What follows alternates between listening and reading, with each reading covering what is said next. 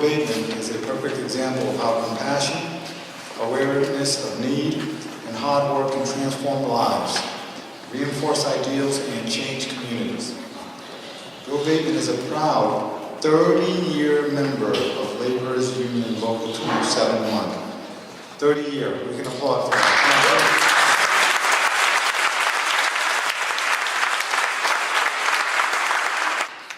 30-year member of Laborers Union Local 271 in Providence, who has spent much of his life drawing attention to and standing up for the disadvantaged, the disenfranchised, and those struggling with poverty, unemployment, and discrimination. In particular, his leadership of the People's Assembly and his organization of the Defenders of the Dream March and Rally in August of 2013, 50 years after Dr. King's March on Washington, brought together civil rights leaders, anti-poverty workers, labor, religious and governmental leaders, environmental and peace groups, and individuals from all walks of life. Bill's annual Rosa Parks Human Rights Day places the spotlight on not only a courageous woman who became a symbol of the civil rights movement, but also the resonance her action continues to have in a society that perhaps exercises discrimination in more subtle, but no less repugnant ways. From working to broaden and deepen outreach efforts, educate young people on Martin Luther King's legacy, to fostering direct action and mass mobilization, and exposing the links between racism, poverty, and war, Mr. Bateman has devoted himself to what Dr. King called the beloved community.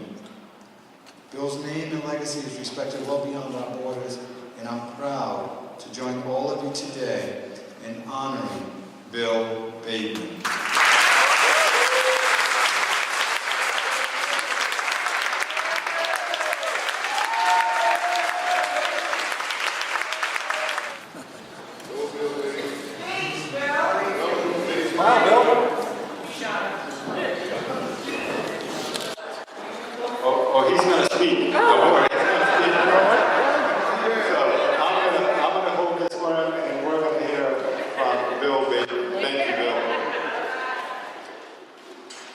I don't know how to act when people say something nice about me.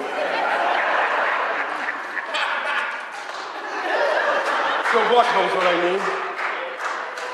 I really don't know how to act getting a Martin Luther King Award on Abraham Lincoln's birthday with the original Americans, all those spirits. There's a lot of positive spirits flowing through. Martin Luther King, Abraham Lincoln, and ancestors, the native ancestors from these shores. And the other great thing is to get the award. Haley's Comet must have just passed by, because Joe Buck and me, what's really going on?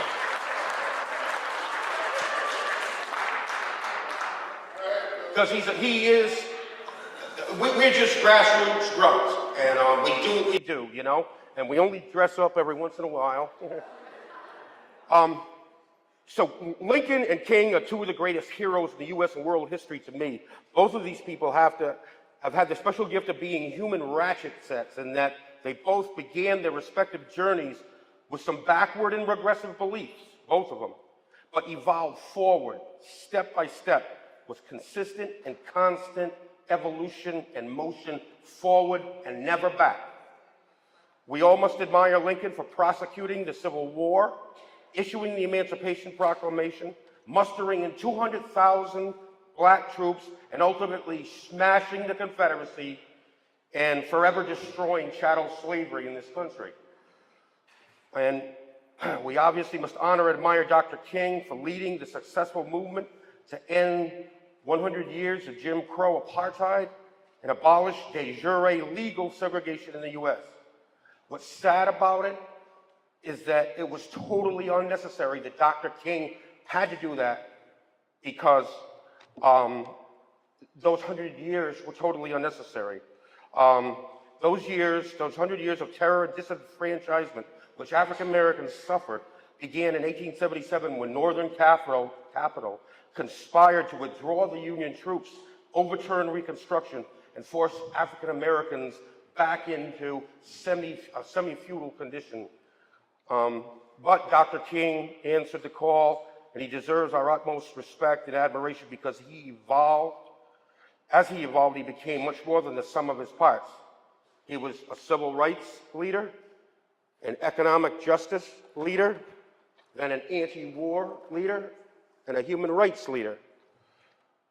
But altogether, he was a visionary prophet, as the pastor said in the beginning, on behalf of the poor, the workers, and the oppressed, teaching us that, as the mayor of Providence just said, racism, poverty, and war are three heads of one monster. The prophet pointed the way to the new society which we want, the new world, which the mayor also said, the promised land, the beloved community, basically a caring and sharing, cooperative social and economic system based on meeting human needs and ensuring full freedom, total equality, and justice for all in a world of peace. And we have to salute him for his courage too, because when he crossed the line from just civil rights and came out against the Vietnam War on April 4th, 67, and called it a giant demonic suction tube, stealing the money that was needed for the war on poverty. And B, when he launched the Poor People's Campaign that was demanding billions of dollars for public works and other things. He knew that he might have signed his own death warrant. He told us not only to assist the poor, but to question why there is any poverty at all in the richest country on earth. We owe it to him to continue to question why 46 years after the Poor People's Campaign, 46 years after his assassination, and 2.5 decades into the 21st century, there's deepening poverty and expanding gap, a wealth gap. A slap on the back from me. There's been many tonight, and I really appreciate it. The best way to congratulate me is to continue Dr. King's struggle and dream. Join me in building this new Rhode Island mobilization against poverty. 80,000 people this past Saturday marched on Raleigh, North Carolina, on the Capitol, against cutbacks in poverty. So we're hoping that 1,000 of us can manifest ourselves on the Wednesday, the 2nd of April. Thank you.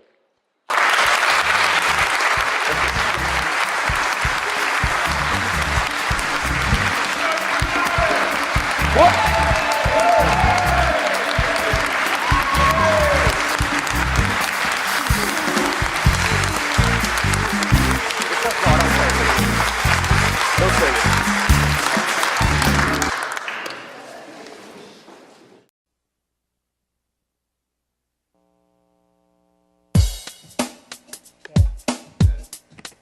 Out of great trials and tribulations, some of you have come fresh from narrow jail cells. Some of you have come from areas where your quest for freedom left you battered by the storms of persecution, staggered by the winds of police brutality.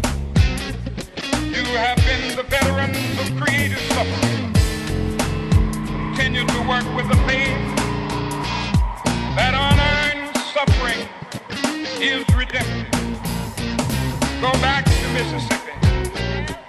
Go back to Alabama. Go back to South Carolina. Go back to Georgia. Georgia, go back to Louisiana, go back to the slums and ghettos of our northern cities, knowing that somehow this situation can and will be changed. Let us not wallow in the valley of despair. I say to you today, my friend,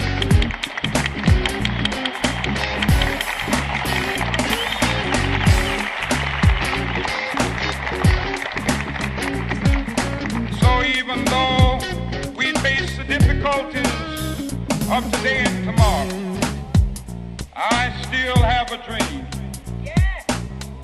It is a dream deeply rooted in the American dream. I have a dream that one day this nation will rise up and live out the true meaning of its creed. We hold these truths to be self-evident, that all men are created equal.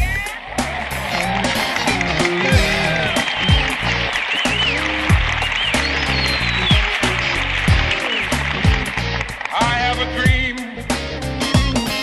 that one day on the red hills of Georgia, the sons of former slaves and the sons of former slave owners will they be able to sit down together at the table of brotherhood. I have a dream that one day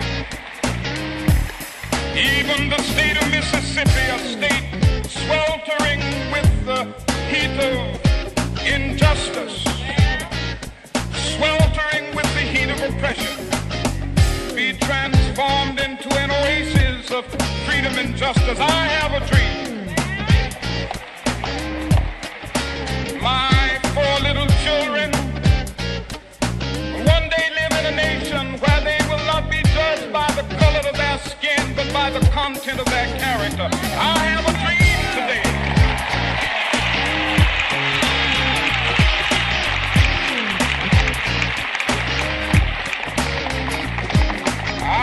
A dream that one day down in Alabama, with its vicious racists, with its governor having his lips dripping with the words of interposition and nullification, one day right there in Alabama, little black boys and black girls will be able to join hands with little white boys and white girls as sisters and brothers.